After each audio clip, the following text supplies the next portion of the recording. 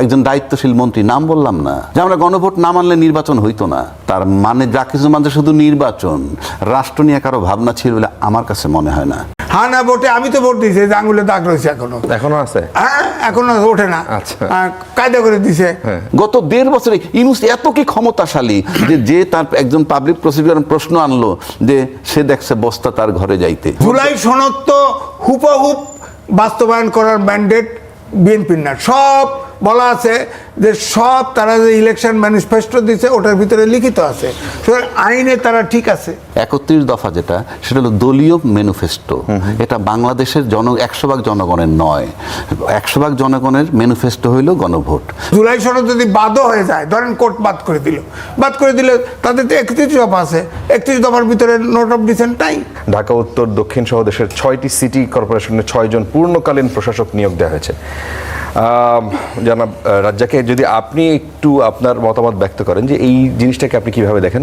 মির্জা ফখরুল ইসলাম আলমগীর তিনি বলেছেন যে তারা যত দ্রুত সম্ভব নির্বাচন দিতে চান এবং আবার পূর্ণকালীন প্রশাসক নিয়োগ দেয়া, এই দুটো বিষয় কি একটু সাংঘর্ষিক কিনা? দুটি বিষয়কে আপনি কিভাবে দেখেন? ওরা নির্বাচনমুখী, মানে ইউনূস সাহেব ক্ষমতা আসার পর থেকে ফ্রম ডে 1 সবাই নির্বাচনমুখী। জি, সবাই নির্বাচনমুখী, সবাই গণতান্ত্রিক এবং সবাই সংবিধানকে গুরুত্ব দেয় ইত্যাদি ইত্যাদি আলোচনাটা আমরা শুনছি।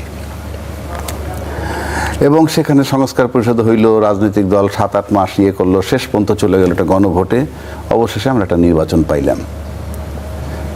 যে সরকারটা চলে গেল 18 মাস থেকে, সেটা কোনো সরকার নয় এই কারণে সে কোনো রাজনৈতিক সরকার না, তাকে একটা বিশেষ পরিস্থিতিতে সবাই মিলে নিয়োগ দিছে। এবং এই ধরনের সরকার যখন হয়, কিংবা সামরিক শাসন যখন হয়, কিংবা অন্তর্বর্তীকালীন তত্ত্বাবধায়ক সরকার যখন থাকে, বা বিশেষ পরিস্থিতির সরকার থাকে যারা নির্বাচিত নয়, এই সমস্ত ক্ষেত্রে সাধারণত আপনার প্রশাসক নিয়োগ করে বিভিন্ন জায়গায়। জি, এবং ইউনূস সাহেব এসে কিন্তু সমস্ত নির্বাচিত প্রতিনিধি যারা ছিল, কাউন্সিলর সব বাতিল করে উনি প্রশাসক নিয়োগ দিছে এবং সিটি কর্পোরেশন অফিসার দ্বারা কাউন্সিলরের কাজটাও চালাই আসতেছিল। এই সরকার, আবারও বলছি, নির্বাচনের জন্য দীর্ঘ 18 মাস তাদের শুধু নির্বাচন, তাহলে তারা তো নির্বাচিত সরকারের ক্ষমতায় বসলো এবং সে খুব দ্রুত গতিতে, তড়িৎ গতিতে আপনি দেখেন 6টা সিটি কর্পোরেশনে পূর্ণ মেয়াদে প্রশাসক নিয়োগ দিলেন। তারপরে ওদের বরিশাল সিটি কর্পোরেশনে নিয়োগ দিয়েছেন, কাকে দিছে নাম বলার দরকার নেই, তারা দিছেন। এবং সব জায়গায় বসাইছেন কিন্তু ওরা দলীয় লোক, তাদের দলের নেতা যারা, তাদেরকে বসাইছেন। পত্রিকা অলরেডি আসে না, এখানে কি আপনি প্রত্যাশা করেন যে অন্য দলের লোক তারা বসাবে? নট দ্যাট, সেটা পরের চ্যাপ্টার। আচ্ছা, আপনি যখন দলীয় লোকের বসাবেন, সাধারণত এই সমস্ত ক্ষেত্রে প্রশাসক নিয়োগ হয় আমলা থেকে, আচ্ছা, সাধারণত। আচ্ছা, কিন্তু আপনি দলীয় সরকার, নির্বাচিত সরকার ক্ষমতায় গিয়া আপনি দলীয় লোক বসাচ্ছেন। তো দলীয় লোক যখন আপনি বসাবেন, আপনার তো নির্বাচন প্রক্রিয়াটা ম্যান্ডেটরি। কেন ম্যান্ডেটরি?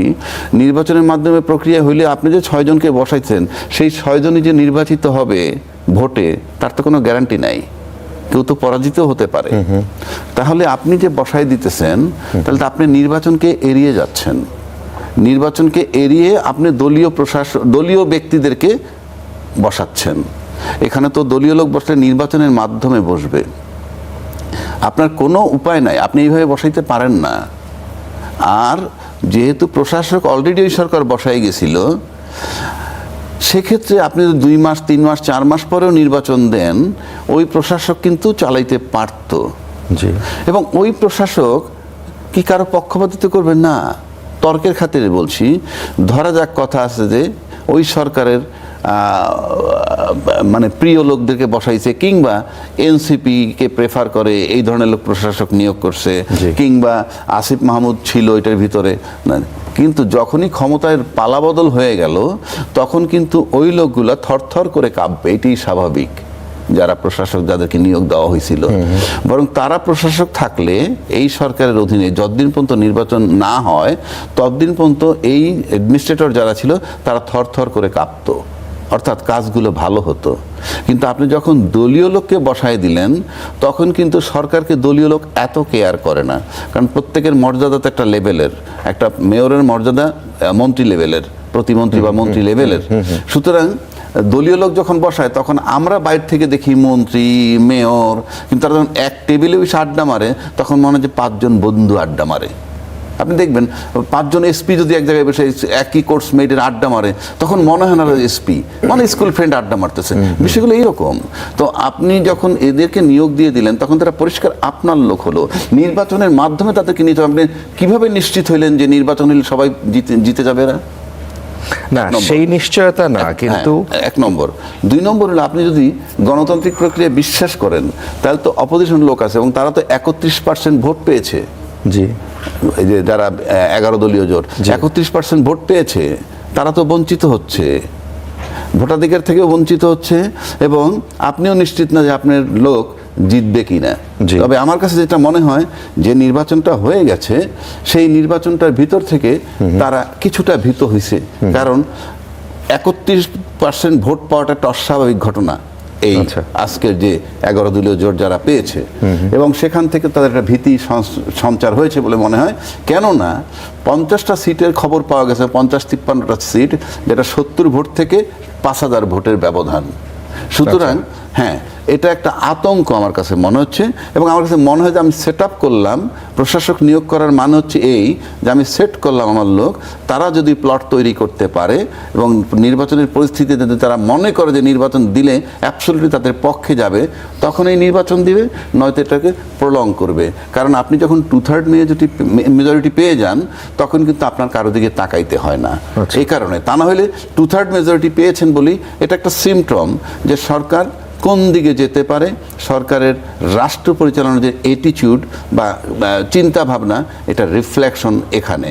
এবং আমার কাছে মনেই হয় যে এদেরকে বসানো হয়েছে প্ল্যাটফর্ম তৈরি করার জন্যে, যে যাতে তারা নির্বাচনের প্রশ্ন যদি আসে নিশ্চিত হওয়ার জন্য। তা না হলে আমি কোনো যুক্তি দেখি না, এবং এই গণতান্ত্রিক সরকারের সাথে কোনোভাবেই এটা মানায় না। আচ্ছা, কারণ আপনার নির্বাচনে বিশ্বাসী, নির্বাচন নিয়ে আপনার কথা। কিন্তু স্থানীয় সরকার মন্ত্রী কিন্তু বারবার বলছেন যে তারা দ্রুত নির্বাচনের জন্য তারা প্রস্তুতি নেবেন। আপনি প্রস্তুতি নেন না, আপনি 3 মাস পরে করেন। আপনার এখনই নিয়োগ দিতে হইলো কেন? যদি মনে করেন ইউনূস সরকার যাদের এখনই নিয়োগ না দিয়ে যেই প্রশাসকরা ছিলেন তারা আগের সরকার, অর্থাৎ ডক্টর ইউনূস সরকারের ঘনিষ্ঠ মানুষ, অথবা যে আপনি বলেন আসিফ মাহমুদ সজীব ভুইয়া, তারা তাদের মতো করে বসিয়েছিলেন এবং তাদের নামে বিতর্কও ছিল। তাদেরকে রেখেই আপনি বলছিলেন তাদেরকে রেখেই এই সরকার চালাতে। না না না না, তাদেরকে যদি নাও রাখেন, আমি তো বলেছি সরকার যখন বদল হয়ে গেল, তারা যখন 2/3 মেজরিটি পেয়ে গেল, ওই প্রশাসক কিন্তু থরথর করে কাঁপবে। জি, সেই কারণে আমি বলছি তাদেরকে রাখতে পারতেন। আর যদি মনে করেন না তাও রাখবেন না, তাহলে আপনি প্রশাসক নিয়োগ দিলে সাধারণত আপনার আমলাদের ভিতর থেকে দেয়া হয়। জি। আর 2 হচ্ছে আপনি যখন কমিশনার চিন্তা করেন, কাউন্সিলর, ইউনিয়ন চেয়ারম্যান, এগুলো যে চিন্তা করেন, অনেক কাজ আছে যেগুলো তারা করে, ওই পর্যন্ত মেয়রদের কাজ না। সেই জায়গাগুলো তো বসে আছে এখনো। আচ্ছা, সেই জায়গাগুলো আপনি কি করবেন? সেই জায়গাগুলো কি আপনি নির্বাচন করবেন? তাহলে যদি সেটা, তার মানে হচ্ছে আপনি যদি এই আসনগুলায় মেয়র বসাই দিয়ে আপনি যদি মনে করেন মাঠের কাজটা করবেন, যেখানে আপনার পরিকল্পনা, উপজেলা চেয়ারম্যান, ইউনিয়ন চেয়ারম্যান নির্বাচন করবেন, সেটা কি এনশিওর করতে চাচ্ছেন কিনা? তার গণতান্ত্রিক সরকারের এটা কোনোভাবেই মানায় না। কারণ আপনার দীর্ঘ দেড় বছর শুধুই নির্বাচনে বিশ্বাসী বারবার বলেছেন, সেই নির্বাচনে বিশ্বাসী হয়ে আজকে 2/3 মেজরিটি পাওয়ার পর প্রশাসক নিয়োগ, এবং সেটা আপনার দলীয় লোক, এই দলীয় লোক নিয়োগ দিয়েছেন শুধুমাত্র আপনার প্লট তৈরি করার জন্য। যেই ব্লেমগুলো ছিল ওই আসিফ মাহমুদকে নিয়ে, তারা যখন হয়েছিল যে তারাও প্লট তৈরি করতেছে, এবং স্থানীয় নির্বাচনের কথা তারা যখন আগে বলছে তখন তারা বলছে যে ক্ষমতায় থেকে তারা প্লট তৈরি করে তারপরে এটা করবে। তা আমি এটা কোনোভাবে গ্রহণযোগ্য মনে করি না। 2 নম্বর, 31% ভোট পাওয়া বিরোধী দলকে আপনি পুরা এড়ায় গিয়া আপনি আপনার দলীয় লোক নিয়োগ দিচ্ছেন। দলীয় লোক নিয়োগ না দিতেন তাহলে এক কথা, আপনি দলীয় লোক নিয়োগ দিচ্ছেন, তাহলে আপনার নির্বাচনের মাধ্যমেই দলীয় লোক নিয়োগ দেওয়া উচিত বলে আমি মনে করি। আচ্ছা আচ্ছা, আপনি মাঝখানে একবার গণভোটের প্রসঙ্গ তুললেন। গণভোটের ফল সংশোধন হয়েছে, নিশ্চয়ই খেয়াল করেছেন আপনি। সেখানে ভোট কমেছে 10,73,000-এর বেশি। নির্বাচনী ফলাফল প্রকাশের 2 সপ্তাহ পর আবার এই গণভোটের ফল সংশোধন করে প্রজ্ঞাপন জারি করেছে নির্বাচন কমিশন। সেখানে খবরে বলা হয়েছে যে সংশোধিত ফলাফলে হানা ভোটের সংখ্যা কমেছে, সেই সঙ্গে বেড়েছে বাতিল হওয়া ভোটের সংখ্যা। তবে বিষয়টি নিয়ে কোনো ব্যাখ্যা দেননি নির্বাচন কমিশন। সংশোধিত নতুন ফলাফলের প্রজ্ঞাপন বলছে যে গণভোটে মোট ভোট পড়েছে 7,66,21,407টি।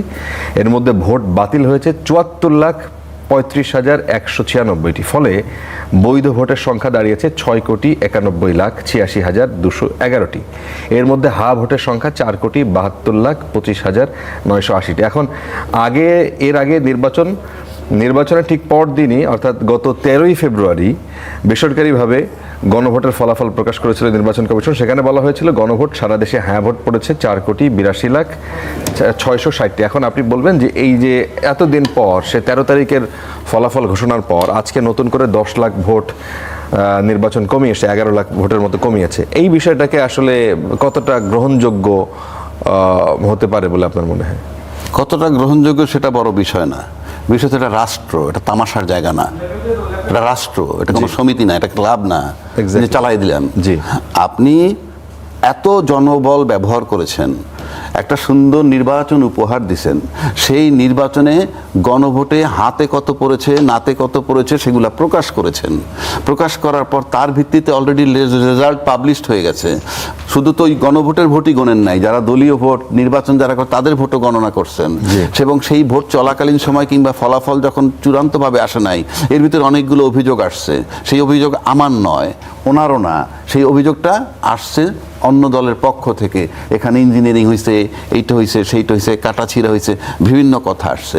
তো নির্বাচন কমিশন যখন আজকে প্রকাশ করলো গেজেট নোটিফিকেশন, এবং সেখানে কিছু ভোট কমছে, এখনও হা ভোটই জয়যুক্ত হয়েছে, কিন্তু কিছু ভোট কমছে, 74 লাখ ভোটের কথা বললেন যেটা নষ্ট হয়েছে, এই যে বিষয়গুলা, এটা তো আপনি একটা প্রশ্ন থ্রো করে দিলেন যে আপনার কাউন্টিং নিয়ে জটিলতা আছে, এবং আপনার এই কাউন্টিং জটিলতা আপনি সমস্ত কাউন্টিংয়ের আপনি ডাউট প্রকাশ করতে পারেন, কারো কিছু করার থাকবে না। আমার কাছে যেটা মনে হচ্ছে ব্যক্তিগতভাবে, আমার ধারণা, আপনার এই থেকে আমার ধারণা যে ইতিমধ্যে আমরা দেখছি যে নানান জায়গা থেকে আওয়ামী লীগের লোকজন জামিন পাচ্ছে।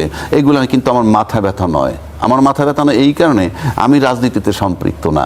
ওই দল একটা আটক থাকলে কার সুবিধা হয়, দল মাঠে আসলে কার বেকায়দা হয়, এগুলো আমার সাবজেক্ট না। বাট আওয়ামী লীগ কিন্তু আওয়ামী লীগের লোকজন জামিন পাচ্ছে।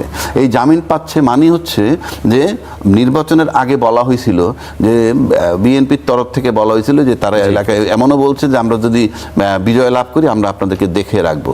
তো এখন আওয়ামী লীগ যেভাবে বেইল পাচ্ছে, তাতে মনে হয় আওয়ামী লীগের কাছে একটা বদ্ধমূল বিশ্বাস হয়েছে, তাদের সহায়ক সরকার আসছে এবং ইন অ্যাকশন তারা প্রমাণ করতেছে।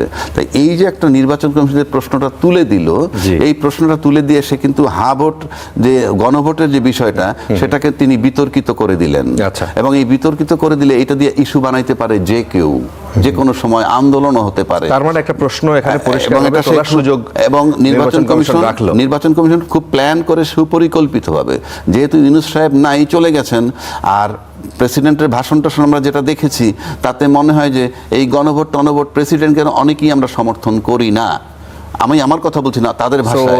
নির্বাচন কমিশন ইচ্ছা করে এরকম একটা প্রশ্ন আপনি না ইচ্ছা করে যদি না করে থাকেন, আপনাদের দুইটা প্রশ্নই আসবে। সেদিন যে রেজাল্ট দিলেন সেটা কি, এখন যেটা বলছেন সেটা কি, এই যে প্রশ্নবিদ্ধ করলেন, এবং সে সিকিউর থেকে, মানে এরকম একটা প্রশ্ন তোলার সাহস থাকে কেমনে যখন সে মনে করে যে আই এম সেফ না হইলে এই ঘোষণা সে করতে পারে না। আচ্ছা, আমাদের মধ্যে ইতোমধ্যেই জনাব এম এ আজিজ সিনিয়র সাংবাদিক, তিনি এসে উপস্থিত হয়েছেন। আপনি বোধহয় এই জিনিসটা শুনছিলেন যে আজকে, মানে আমার প্রশ্ন ছিল যে আজকে নির্বাচন কমিশন যে গেজেট প্রকাশ করেছে সেখানে 10,73,000-এর বেশি মানে ভোটকে তারা কম দেখিয়েছে। এই বিষয়টা নিয়েই কথা হচ্ছিল। এখন আপনি কি বলবেন যে তিনি বলছিলেন যে নির্বাচন কমিশন নিজেরাই হয়তো এই জিনিসটা তারা করেছে? চুরির তো একটা মহাবিদ্যা আছে। ধরেন যা রেজাল্ট আছে ওইটি যদি প্রজ্ঞাপনে আসতো, তাহলে রাজনৈতিক অঙ্গনে কিন্তু এই ক্রাইসিসটা তৈরি হতো না। এখন তো মনে হচ্ছে যে অভিযোগ করছে, ইতিমধ্যে কিন্তু জামাতের 3 সেটে অভিযোগ দিয়েছে যেখানে কারচুপি হয়েছে, তখন এটা কিছুটা বৈধতা আনঅফিশিয়ালি পায় না, একটা জনশ্রুতি তৈরি হয় যে এখানে যদি ভোট গণনা সঠিক না হয় ওখানে, তাহলে ভোট গণনা এখানেও ইয়ে থাকবে। এটা আমার মনে হয় এখন ফাইনাল স্টেজে। এখন সংসদ বসবে কি বসবে না, সংসদে জুলাই জাতীয় সনদ অ্যাকসেপ্ট হবে কি হবে না এই পর্যায়ে আছে, এই পর্যায়ে এইটা ক্রাইসিসটা অ্যাভয়েড করতে পারতো আমার মনে হয় দেশের স্বার্থে। এখানে তো একবার ঘোষণা করে ফেলছে, এটাকে চেঞ্জ করে ভোট কমায় দিয়ে লাভ হলো কি? তাতে তো রেজাল্ট একই হলো, রেজাল্ট তো আর এরপর হয় নেই। আচ্ছা। আবার ধরেন জামাত ইসলাম যে অভিযোগ দিচ্ছে 3টে সিটে কারচুপি হয়েছে, তা আবার কোর্ট বলছে তাড়াতাড়ি করে কারচুপি করছে, এটার ব্যালট পেপার টেপার সব জমা নাও, কাস্টডি নাও। কিন্তু এখন প্রশ্ন হলো ধরেন এই 3 সিটে জামাত পেয়েই গেল, তাতে তো রেজাল্টে হেরফের হচ্ছে না, two-third majority নষ্ট হচ্ছে। যে হাইকোর্টে অলরেডি একটা রিট পিটিশন আছে এগেনস্ট জুলাই জাতীয় সনদ, তার হিয়ারিং সম্ভবত 1 তারিখে হবে। তাহলে এটার লিগ্যালিটি নিয়ে তখন তো বলবে, এখন তো অভ্যুত্থান তো ওখানে করে লাভ হবে না, আইনে আসতে হবে জুলাই সনদ বৈধ কি বৈধ না। হ্যাঁ, ধরেন ওটা বাতিল হলে একরকম, আবার ওটা পক্ষে রায় দিল যে বৈধ, বৈধ করার সুযোগ কম, এটা বরাবরই রাজকীয় জানে। আমি বলছি যে জুলাই সনদ আদেশ প্রেসিডেন্ট দিয়ে সংসদ সংবিধান জীবিত, আদেশ দেওয়ার এখতিয়ার প্রেসিডেন্টের নাই, সুতরাং এটা অবৈধ।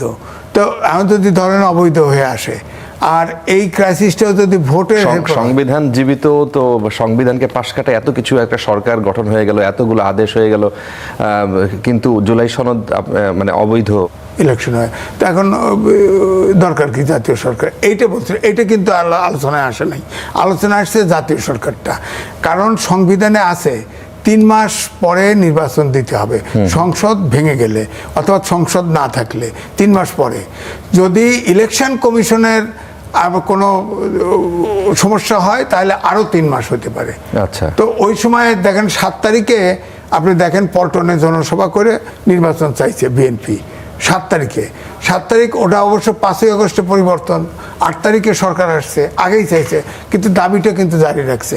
কিন্তু এই সরকার আপনি খেয়াল করে দেখেন প্রথম দিকে পাশ দিয়ে মানুষ হাঁটে, আপনি 5 বছর থাকেন, আপনি 10 বছর থাকেন।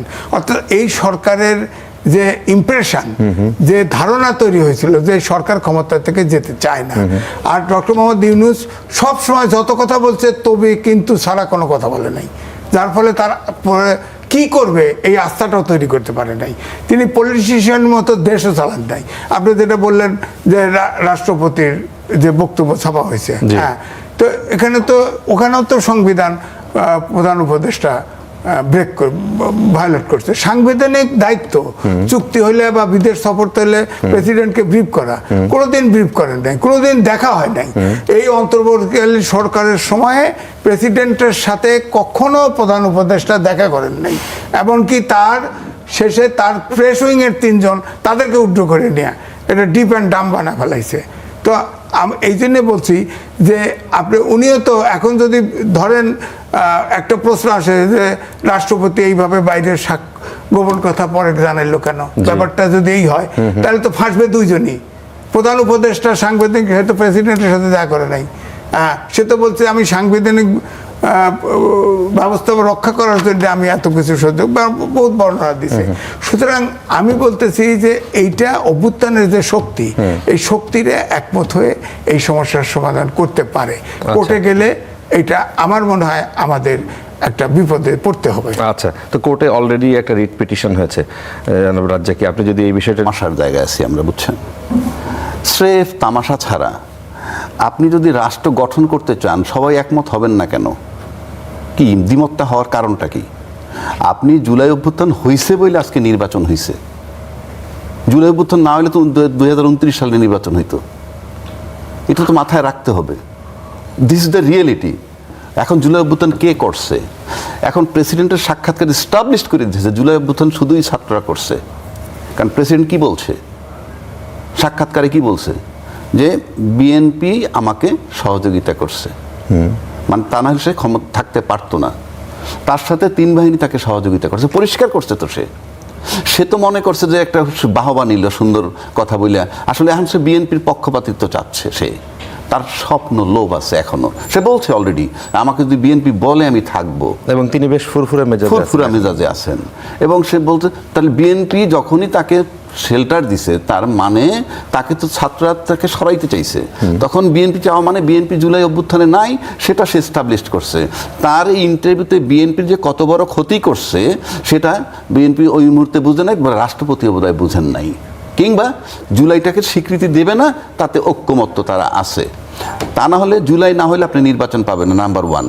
নাম্বার 2, সংবিধানের কোন সংবিধানে নির্বাচন করছেন 2026-এর ফেব্রুয়ারিতে? 2026-এর ফেব্রুয়ারিতে নির্বাচন কোথায়? আজিজ ভাই যেমন বললো সর্বোচ্চ আপনি 180 দিন নেবেন, তাতে কি হয়? 8ই আগস্ট থেকে যদি ধরেন, 8ই আগস্ট 2024 থেকে যদি ধরেন, তারপরে 180 দিন যদি আপনি ধরেন, তাতে 7ই ফেব্রুয়ারি 2025 পর্যন্ত হয় না, তারা তো তত্ত্বাবধায়ক সরকার ছিল না। আমি তো সে জায়গাটাই আসতেছি। জি। আপনি সংবিধানই যদি ধরেন, তাতে আসে 7ই ফেব্রুয়ারি 2025, কিন্তু 12ই ফেব্রুয়ারি 2026 কি তামাশা? যে আপনি মানে আপনি যখন মন চায় তখন কোন সংবিধান কি এটা পারমিট করে? যখন মন চায় তখন তো করে না। আপনি সংবিধানে নাই, ফ্রম ডে 1 আমি বলে আসতেছি, তা আপনার সংবিধানে নাই।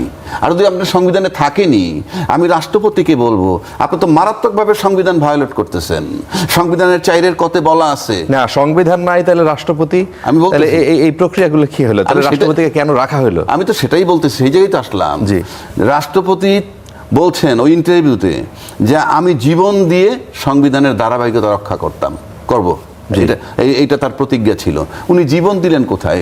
উনি যে 4-এর কয়ের যে ধারাটা ফলো করেন নাই, সেখানে কি আছে? এটা বলবে যে আমরা আওয়ামী লীগের। আপনি সংবিধানের দয় কেন দেন? ওখানে বলা আছে সব জায়গায় বঙ্গবন্ধুর ছবি হ্যাঙ্গিং থাকবে। জি। মানে সমস্ত অফিস, আদালত, বিদেশি দূতাবাস ইত্যাদি। সংবিধান 4-এর কতে আপনি তো আপনার রাষ্ট্রপতি তো সেটা ভায়োলেট করছেন। আপনার ওখান থেকে 11ই নভেম্বর 2024-এ এটা নামানো হয়েছে, অথচ আপনি বলতেছেন আপনাকে 3 বাহিনী এবং বিএনপি আপনাকে শেল্টার দিছে। তাহলে তারপরে এইটা আপনি ফলো করেন না, আপনি তো নিজেই সংবিধান ভায়োলেট করছেন। 1, 2, আপনি জানতেছেন ইউনূস সরকার সাংবিধানিক না, you are supported by BNP and army. তো আপনি ওত দিলেন কেন? আপনি তো জানেন সে সাংবিধানিক না, আপনি ওত দিলেন কেন? তখন রাজ্জাক ভাই পরে হয়েছে এটা, কি ওই সময় না, ওতের পরে হয়েছে। ঠিক আছে, ওদের পরই হোক, দিছেন তো। আচ্ছা, তারপরে ইউনূস সরকার অবৈধ, অসাংবিধানিক, তার অধীনে নির্বাচন নিয়ে যারা আজকে বসলেন, তার বৈধতা থাকে কিনা? যদি আপনি ওইটার বৈধতা না দেন, আপনি এসে নির্বাচনের পার্টটা বৈধ হয়ে গেল আর সব অবৈধ হয়ে গেল। উনি যে নির্বাচনটা দিলেন এই টাইমটা, এইটা বৈধ হয়ে গেল আর সব অবৈধ হয়ে গেল। এটা তো সহজ না রে ভাই। আমি বারবার বলি, এটা রাষ্ট্র, দেশ ওই জায়গায় নাই। আপনারা যদি মনে করেন যে ওখানে বসে এখানে সব ঠিক করে ফেলবেন, বাংলাদেশে শেখ হাসিনার চেয়ে প্রশাসনকে সর্বোচ্চ লেভেলে ব্যবহার করতে কেউ পারেনি। হাইয়েস্ট লেভেলে ব্যবহার করছে সে। বাংলাদেশে এ পর্যন্ত যারা এখন, তার 30 ভাগের 1 ভাগও ক্ষমতার দাপট দেখাইতে পারবেন বলে এই প্রশাসন দিয়ে আমার কাছে মনে হয়। সেটা কি পজিটিভলি বললেন না নেগেটিভলি? আপনি নেগেটিভলি, আমি বলছি হাসিনারটা নেগেটিভলি বলছি, জোর করছে। কিন্তু আজকে যদি আমরা এই যে কথাগুলো আনতেছি, এইগুলো যদি নিয়ে আসি, আমি তো তাইলে আমাকে নেগেটিভ হইতে হবে। এত বিতর্কের পরে যদি আপনি থাকেন, তাহলে তো আপনি নেগেটিভ। এই যে বললাম 6 জন অ্যাডমিনিস্ট্রেটর নিয়োগ দিচ্ছেন, গণতান্ত্রিক সরকার, আপনি নির্বাচনে বিশ্বাসী, আপনি দলীয় লোককে কিভাবে নিয়োগ দিয়ে দেন? তাহলে আপনি নির্বাচনে বিশ্বাসী না, কিংবা আতঙ্কিত নির্বাচনের ফলাফল নিয়ে। 3 নম্বর যদি আসে, নির্বাচন কমিশন যেটা করলো, প্রবলেম একটা ক্রিয়েট করে দিল।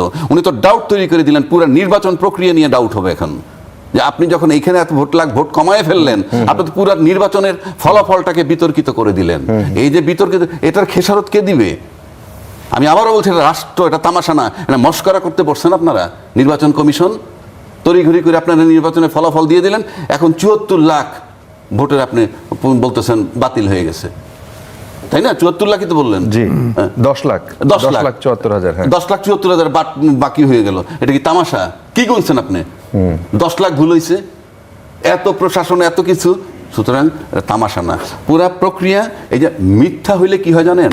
আমরা বারবার বলছি, সিম্পল বৈধতা দিলে হইতো কি, ওই যে জুলাই ঘোষণাপত্র বানাইছিল এত বড় বড় রাজনীতিবিদ, ওইখানে যদি ঘোষণা করে দিত যে এই সরকারকে অন্তর্বর্তী সরকার হিসেবে ঘোষণা করা হইল, এবং তার মেয়াদ 8ই আগস্ট 2024 থেকে 30 জুন 2026 পর্যন্ত দেওয়া হইল, এবং এর ভিতরে উনি একটা নির্বাচন করবেন এবং নির্বাচনে হ্যান্ড ওভার করবেন। এই জুলাই ঘোষণাপত্র যদি থাকতো, তাতেও তারা বৈধতা পান। 3 নম্বর, এখন যদি গণভোটের আলোকে আপনি সংবিধান সংস্কার না করেন, আপনি সংবিধানে ঢুকতে পারবেন কিভাবে? গায়ের জোরে, নিয়মতান্ত্রিক ভাবে না। আমি আবারও বলছি 142 অনুচ্ছেদে আছে কি 2/3 হইলে আপনি সংবিধানের সংশোধন করতে পারবেন, যেভাবে খুশি সেভাবে বলা আছে। আবার 7-এর খতে বলা আছে, 7-এর খতে বলা আছে এই যে 142-এ যা কিছু বলা থাকুক না কেন, এই প্রথম ভাগের সংবিধানের প্রথম ভাগ, দ্বিতীয় ভাগ, আরো কতগুলা জায়গায় কোনো পরিবর্তন করতে পারবেন না। সেই প্রথম ভাগের ভিতরে পড়ছে 4-এর ক, যে বঙ্গবন্ধুর ছবি সবসময়, শেখ মুজিবুর রহমানের ছবি সর্বত্র ঝুলন্ত থাকতে হবে। কিন্তু আপনি এগুলি পরিবর্তন করতে পারতেছেন না, অথচ রাষ্ট্রপতি ভায়োলেট করতেছে। নির্বাচিত সরকার এখন যারা সংবিধানের দোহাই বারবার দিতেছে, তারাও কিন্তু একইভাবে সংবিধান ভায়োলেট করতেছে 4-এর ক মোতাবেক। এটা বললে আমাকে বলবে আমি আওয়ামী লীগ সাপোর্ট, নো, আপনার সংবিধানের দোহাই দেন, তাই আমি বলতেছি সংবিধান মানবেন কোনটুক আপনি যেটুক ভালো লাগে, ইউনূস সাহেবের মানবেন কোনটুক যেটুক আপনার পক্ষে গেছে। কারণটা কি? ইউনূস সাহেব টোটালটা অবৈধ, মব ভায়োলেন্স করে গেছে, সব অবৈধ, শুধু নির্বাচন পোর্শনটা বৈধ। সেটাকেও 12টা বাজাই দিল এই নির্বাচন কমিশন, এইটুকু উপস্থাপন করে টোটাল নির্বাচনের ফলাফলটাকে উনি বিতর্কিত। সে ক্ষমতায় সে ছবি নেওয়া হয়েছে বঙ্গবন্ধুর, এই ছবি তো থাকার কথা ছিল। ছবি একজন লেডি উপদেষ্টা ভ্রমণ করতে গেছে, যা এমবেসিতে ছবি দেখছে, ওখান থেকে সব ছবি নামাই দিছে। কেন তার বিচার হবে না? সংবিধান ভায়োলেট করছে। আমি একমত, আপনি বিচার করেন, এখন উঠতেছে না কেন বিচার? আমার কথা হচ্ছে একটা, সংবিধানের 4-এর কথা এখন আছে, এখন থাকে না। এই ডক্টর মোহাম্মদ ইউনূস, আপনি একটা জিনিস খালি মাথায় নেন যে বঙ্গভবনে উনি একদিনও যান নাই, 18 বছর 18 মাস একদিনও যান নাই।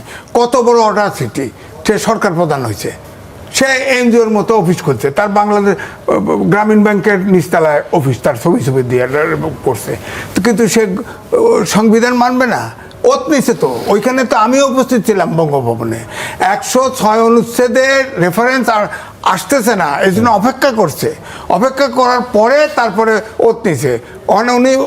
উনি কি নাই আন্তর্জাতিক রাষ্ট্রপতি তখন পদত্যাগের জন্য ঘেরাও করছে, সেখানে তো নাহিদ ইসলামের সাথে তার কথা হয়েছে, রাষ্ট্রপতির সাথে কথা হয়েছে। নাহিদ ইসলাম বলছে যে ভ্যান গাড়ি করে, অমক করে, ঠেলা গাড়ি করে যারা গেছে তারা আমাদের লোক না, এগুলো আমরা বের করে দিচ্ছি।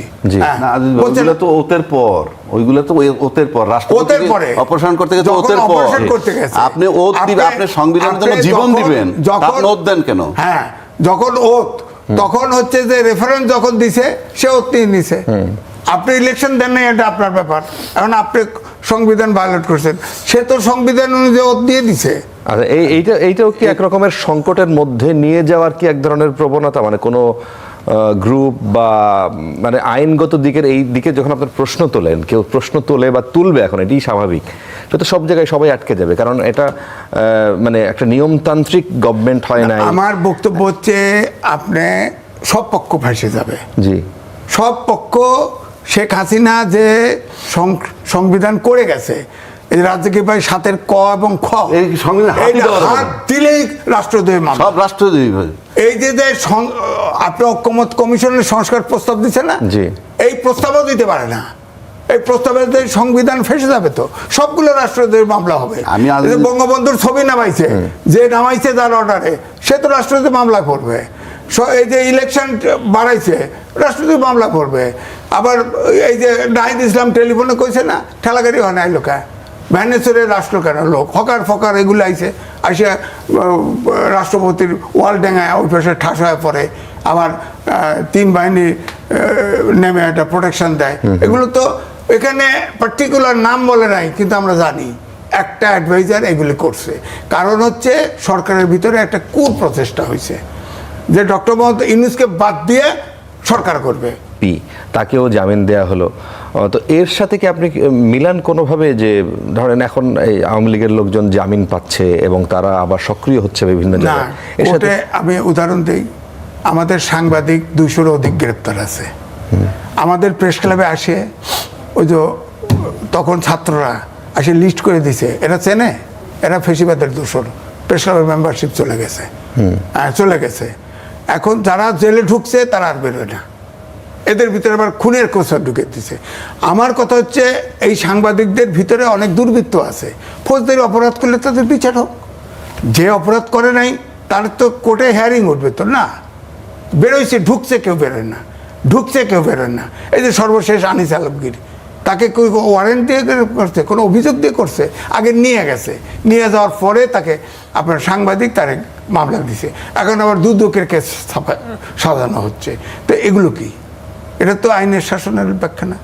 কোর্ট তো এখন ধরেন আপনি আবার আইবির কথা বললেন, আইবি যখন একটা ক্লিন ইমেজের লোক দিয়ে আওয়ামী লীগ তৈরি হবে, এরকম যখন জনশ্রুতি তৈরি হলো, তখন আপনি দফাদফ আইবির বিরুদ্ধে মামলা দিয়ে দিলেন। আইবি তো সবসময় ওখানের গডফাদার শামীম ওসমানের বিরুদ্ধে ফাইট করছে। কেন? তার আগে আব্দুল মান্নান আগের অর্থ প্রতিমন্ত্রী ছিলেন, পরিকল্পনা প্রতিমন্ত্রী ছিলেন, তারপরে সাবের হোসেন চৌধুরী, তাদেরকে জামিন দিল না? জামিন দিছে সাবের হোসেন চৌধুরী, ওটা নিয়ে তো আমিও কথা বলছি যে সে রিমান্ডে ছিল, 6টা খুনের মামলা ছিল, একটা লোয়ার কোর্ট চাপ দিয়ে তাকে বেল করে দিয়েছে। এটা তো সরকারের লোক টেলিফোন করছে, লোয়ার কোর্ট থেকে জামিন দিয়ে দিয়েছে একবারে। তখন তো আমরা সমালোচনা করছি, এভাবে তো হয় না। রিমান্ডে আপনি রাখলেন, 6টা খুনের মামলা দিয়ে দিলেন, এখন তো প্রশ্ন আসে সাবের হোসেন আদৌ খুন করছে কিনা, আর না হলে ওই কোর্ট তাকে প্রেশার দিয়ে তার জামিন দেওয়া হয়েছে। এবং আমার কাছে সাক্ষী আছে, আমি বলতে পারবো না, কোর্টের সেই জাজ বলছে আমি বাধ্য হয়ে এটা করছি, আর একটা অ্যাডভোকেট আমাকেই বলছে। সুতরাং এই দেশে এই যেটা তুগলকি কাণ্ড হয়েছে, তো এই 18 মাসে তুগলকি কাণ্ড হয়েছে। আপনি যেটা বদির কথা বললেন, বদি হলো ইয়াবা ব্যবসায়ী, শেখ হাসিনার সময় সে তুমুলভাবে সমালোচিত ছিল, তখন তার বউরে নমিনেশন দিছে, তারে বাদ রাখছে। আপনি মামলা করলেন খুনের, কেন বেল দেবে নাকি? খুন প্রমাণ করছেন আপনার, উনি তো সিনিয়র অ্যাডভোকেট সুপ্রিম কোর্টের, বলেন আপনি খুনের, আপনার একজন জামিন পেতে হলে তার না পেতে হলে তার মেরিট লাগবে, তো কোর্টের তা আইনে আটকাইতে হবে। এখন যদি কোর্ট স্বাধীনভাবে কাজ করে, এখন ধরেন আমাকে জেলে নিয়ে গেল, আর আমি বললাম তো আমাদের প্রায় কমপক্ষে 20 জন সাংবাদিকের বিরুদ্ধে মামলা, খুনের মামলা আছে। আপনি কি মনে করেন চুরি করতে পারে একটা সাংবাদিক খুন করছে কাউকে? কেন মামলা দিলেন আপনি? একদিনে একবারে সব অ্যাক্রিডিটেশন কার্ড বাতিল করে দিলেন। তুগলকি কাণ্ড না? পৃথিবীতে ইতিহাসে আছে এটা, পৃথিবীর ইতিহাস। সব সাংবাদিকের আমি জেদ করে ঘোষণা করছি যে ওই সরকার অর্থাৎ অন্তর্বর্তীকালীন সরকার সময় আমাকে চেষ্টা করছে অ্যাক্রিডিটেশন কার্ড নেওয়ার জন্য, আমি নেইনি। এখন সরকার চলে গেছে, আমি অ্যাপ্লাই করবো, তো নেব তো। কোথাকার অ্যাক্রিডিটেশন কার্ড? সেক্রেটারিয়েটের সাংবাদিকদের অ্যাক্রিডিটেশন। এখানে অজুহাত দেখানো হলো, একবার প্রেস সেক্রেটারি বললো অনেকে ওই আওয়ামী লীগের কর্মী ফর্মী অমকে অনেকে পাইছে। আজকে বিএনপি বিচার প্রক্রিয়ায় হস্তক্ষেপ করছে বলে অভিযোগ করেছেন জাতীয় নাগরিক পার্টি এনসিপির আহ্বায়ক নাহিদ ইসলাম। তিনি বলেছেন যে বিএনপি বিনা কারণ এবং বিনা অভিযোগে ট্রাইব্যুনালের চিফ প্রসিকিউটরকে সরিয়ে দিল, বিচারে তাদের নানা ধরনের হস্তক্ষেপের কথা আমরা শুনতে পাচ্ছি। তিনি বলছেন যারা ভিকটিম এবং সাক্ষী ছিলেন তাদের নানা ধরনের হুমকি দেওয়া হচ্ছে। এখন ট্রাইব্যুনালের চিফ প্রসিকিউটরকে সরিয়ে দেওয়াকে বিচার প্রক্রিয়া হস্তক্ষেপ বলা যায় কিনা? না, দেখেন আমেরিকাতে কিন্তু বিচারপতি নিয়োগ করে যে সরকার ক্ষমতায় আসে, হ্যাঁ ক্ষমতা আসে, চেঞ্জ করতে পারে, কিন্তু আমার কথা হলো পারসেপশন একটা ব্যাপার। এই মুহূর্তে চেঞ্জ হয়তো না করলেও ভালো হতো, কিন্তু ওনার সম্পর্কে তো আরো স্ক্যান্ডেল আছে, তো আছে তো। কার সম্পর্কে বলছেন? চিফ প্রসিকিউটর সম্পর্কে আছে তো, আপনি জানেন না?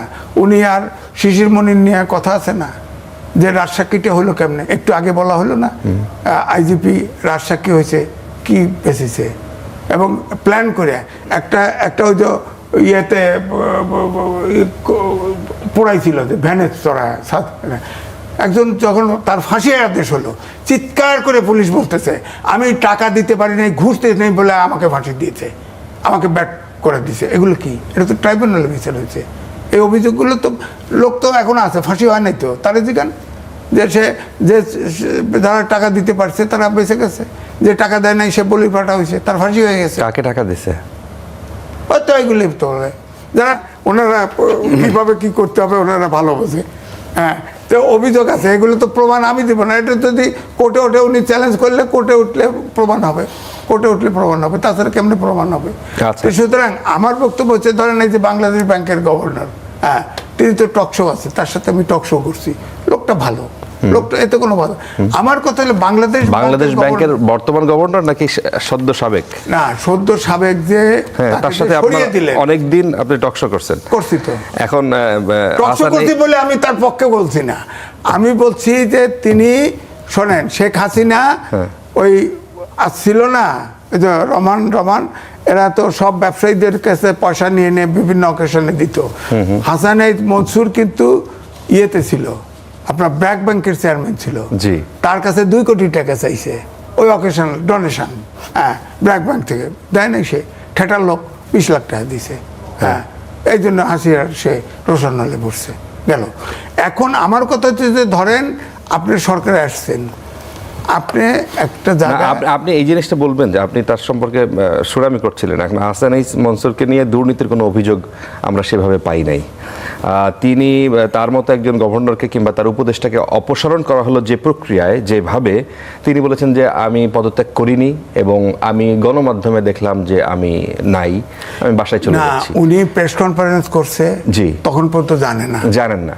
এখন ওনাকে যে প্রক্রিয়া, ওনার উপদেষ্টাকে যেভাবে মব করে বের করা হলো, জামায়াতের আমির উনি বলেছেন যে তাকে সরকারি দল মব করে তাকে বের করেছে। এবং না, এটা আবার ভিন্ন কথা। মব না, আগের থেকেই আন্দোলন করতেছিল, আন্দোলনে ওই দিন পদত্যাগ চাইছে। আমার বক্তব্য সেই জায়গায় না, আমার বক্তব্য বাংলাদেশ ব্যাংকের গভর্নর হাসানাইদ মনসুরের মতো অর্থনীতিবিদ, তাকে তো আপনি বললেই হতো আপনি রিজাইন করেন, তাহলে তো রিজাইন করে। তাই এরকম হলো কেন ব্যাপারটা এইভাবে ঘটলো কেন? এটা ওনার অনেক দোষে দুষ্ট করা হয়, এইগুলো তো বলা মুশকিল। ইসলামী ব্যাংকের তো ইসলামবাদে কোনো সব কারো চাকরি খায় দিছে ইসলামী ব্যাংক থেকে টাকা নিচ্ছে। তারপরে আরমান ফাঁসির দণ্ডপ্রাপ্ত আসামির ছেলে, সেটা তো আবার তার ইয়েতে দেখাইছে সে ইলেকশন করছে, জিতছেও, তার দেখাইছে 100 কোটি তার সেভিংস, 2 কোটি সেভিংস, সে তো নগদের আপনার 100 কোটির বন্ড কিনতে চাইছে, সে শেয়ার কিনতে চাইছে। সুতরাং এগুলো সে হয়তো অ্যালাউ করবে, আর এই কারণে দেখে মনে করছে যে হয়তো ট্রাস্টেড লোক দরকার, তাকে সময় দেয় নাই। হ্যাঁ, কিন্তু আমার বক্তব্য হচ্ছে যে একটা পারসেপশন তো আছে, একটা বাংলাদেশ ব্যাংকের গভর্নরকে সরাবেন, তাকে বলে দিলেই তো হলো, না গেলে আপনি যাইছে তাই করেন। আর যেটা বলা হয়েছে সরকারি মব, এটা সঠিক না। এটা আগের থেকেই ওখানের জিএম আমার নিজের আত্মীয় আছে, ওখানে আগের থেকেই তারা দাবি করছে।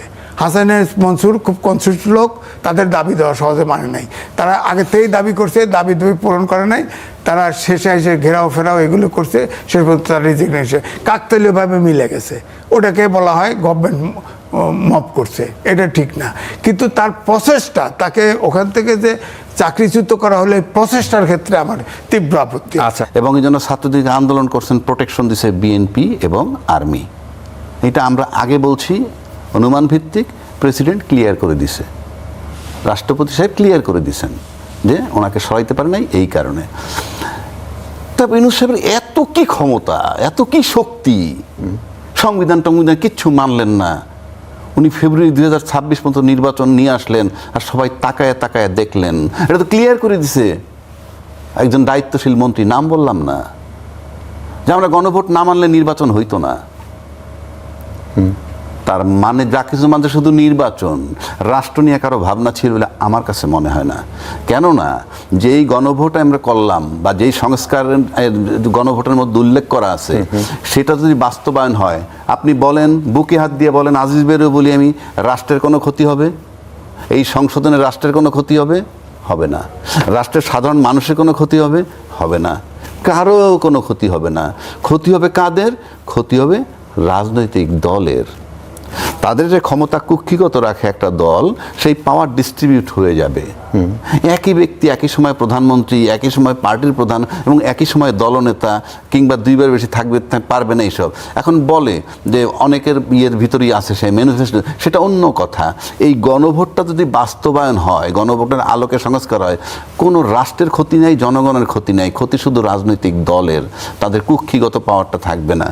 এবং সেগুলোও তারা মেনে নিচ্ছে তখন কি জন্য, যে 2/3 মেজরিটি যদি পেয়ে যায় কল্পনা, ওগুলো এড়াইয়ে যেতে পারবে। নাহলে যে মন্ত্রী বলতেছে, যেই মন্ত্রী বলতেছে যে আমরা এগুলা মেনে নিয়েছি, গণভোট মেনে না নিলে নির্বাচন হইতো না, তার মানে নির্বাচনটাই ছিল শুধুই লক্ষ্য, আর কিছু নয়। এরপরে আসেন এই নির্বাচনের জন্য তারা সব মেনে নিছে, যার জন্য আগেও বলছি ওনার সমস্ত কর্মকাণ্ড অবৈধ, কিন্তু নির্বাচন পোর্শনটা বৈধ। এইবার আসেন প্রসিকিউটর নিয়ে যে কথাটা বলল, এই প্রসিকিউটর দুর্নীতি করছে কি করে নাই সেই চ্যালেঞ্জ আমি এখানে করতে বসি নাই, করলে করতে পারে, সেটা তদন্ত হোক। কিন্তু আপনাকে মাথায় রাখতে হবে সে বিচারটা করতেছে কার বিচার করতেছিল, বাংলাদেশের একজন সাবেক সরকার প্রধান, অন্যদের নাম বলার দরকার নাই তো, প্রধান আসামি শেখ হাসিনা, সমস্ত প্রশাসন তার, 16 বছরের সমস্ত বিচার ব্যবস্থা হয়েছিল তার হাত, সেই লোকগুলোই তো আছে ডাইরেক্ট ইনডাইরেক্ট, এই কর্নারে নয় সেই কর্নারে, তার ভিতরে বিচার করতে গেছে শেখ হাসিনার।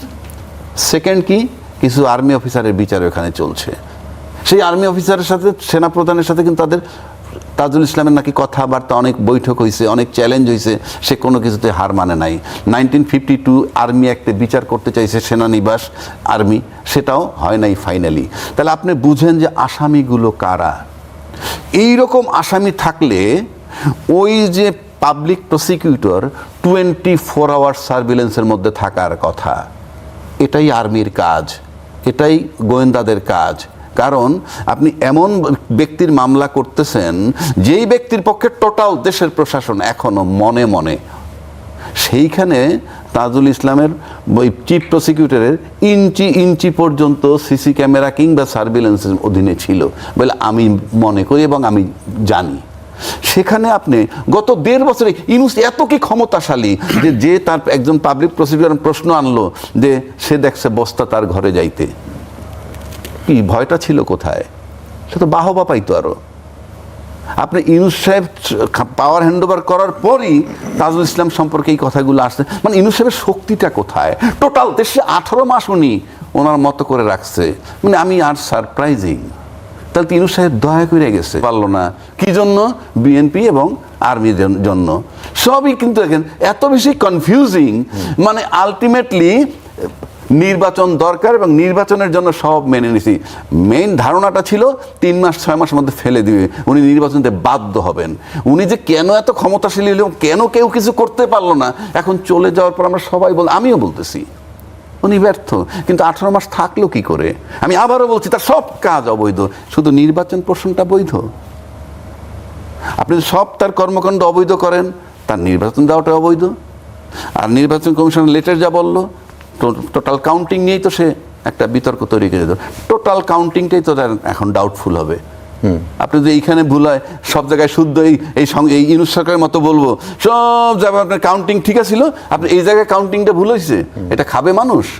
সুতরাং আপনি এটার মানে হচ্ছে যে আমরা যে সব কিছু ধামাচাপা দিয়ে মিথ্যার উপর এস্টাবলিশড হইতে চাচ্ছি, সেটাই হলো এটার প্রমাণ আমার কাছে মনে হয়।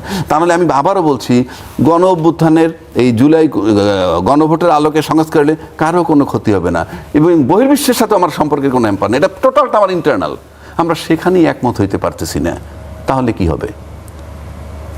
হবে? আচ্ছা, এটার মানে হচ্ছে এই যে আপনি সবাই বোধহয় কোথাও একটা ভয়ের মধ্যে আছে যে যদি আজকে বাদে কালকে আওয়ামী লীগ কখন ক্ষমতা। আমি বললাম তো সংবিধান এমনভাবে সাজাইছে আপনারা সবাই রাষ্ট্রদ্রোহিতার ভিতরে পড়বেন যদি ওই গণভোটের আলোকে সংস্কার না করে।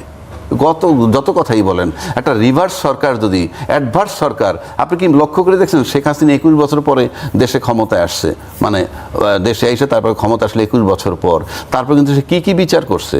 বঙ্গবন্ধু হত্যার বিচার করছে, স্বাধীনতা বিরোধী যাদের, মানবতা বিরোধী তাদের বিচার করছে তো। বিএনপি পরিষ্কারভাবে বলছে জুলাই সনদ যেটা আমরা স্বাক্ষর করেছি সেটার দাড়ি কমা বাস্তবায়ন করব, দাড়ি কমা পর্যন্ত বাস্তবায়ন করলে তার সমস্যা। অর্থাৎ বিএনপি যেসব জায়গায় এই সংবিধানে সাংঘর্ষিক, সেই সব জায়গায় তাদের নোট অফ ডিসেন্ট দিছে, এবং যেসব জায়গায় নোট অফ ডিসেন্ট যে আইটেমে দেওয়া আছে সেখানে কিন্তু একটা নোট আছে জুলাই সনদে, যেটা লিখিত নোট, সেটা আমার কাছেও আছে, লেখা আছে যে যদি জনগণের ম্যান্ডেট পায় তাহলে এই বিষয়টি তাদের মতো করে তারা বাস্তবায়ন করবে। তো বিএনপির তো কোনো সমস্যা নাই। বিএনপি যেটা নোট অফ ডিসেন্ট একটু আগে আপনি বললেন যে আদালতে রিট আছে অলরেডি, আদালত সেখানে না আদালতের রিট আছে, যদি বাতিল করে দেয় জুলাই সরকার বাতিল করে দিল, এটা তো বিএনপির কোনো সমস্যা নাই। 2/3 মেজরিটি আছে, তাদের সুবিধা মতো করবে।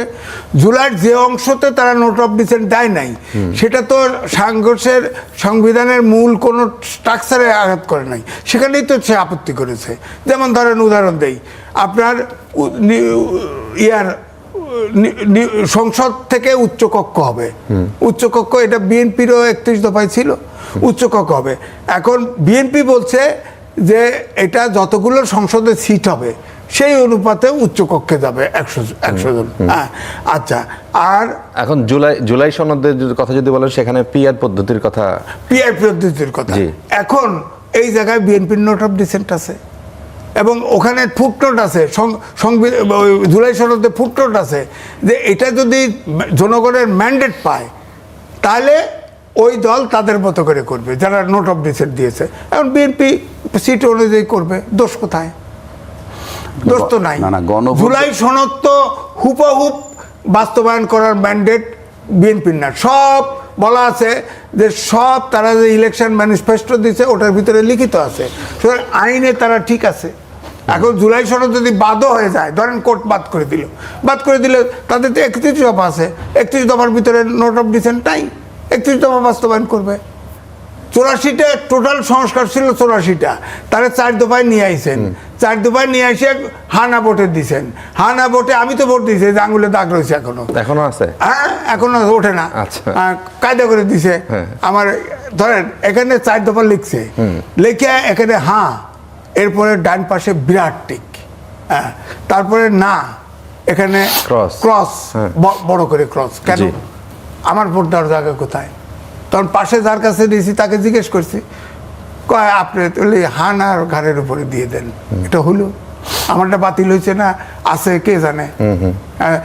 তা আমার কথা তো হান এই যে মনস্তাত্ত্বিক অপারেশন, হান আর ক্রস ডান পাশে আমার জন্য ঘর রাখলো না। দলের চাইতে আমার পরিবার বড়, আমার পরিবার বড়।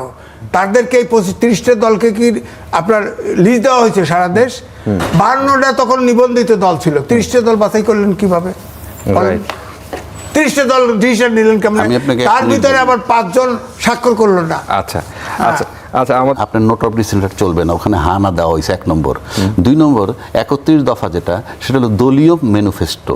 এটা বাংলাদেশের 100% জনগণের নয়, 100% জনগণের ম্যানিফেস্টো হইল গণভোট। সুতরাং এই গণভোটই ম্যান্ডেটরি, এবং গণভোট যদি আলোকে যদি সংস্কার করেন সবার জন্য সেফ, নাহলে সবাই এই নির্বাচনটা নিয়ে প্রশ্ন হবে এবং এটা অবৈধ নির্বাচন ঘোষিত হবে।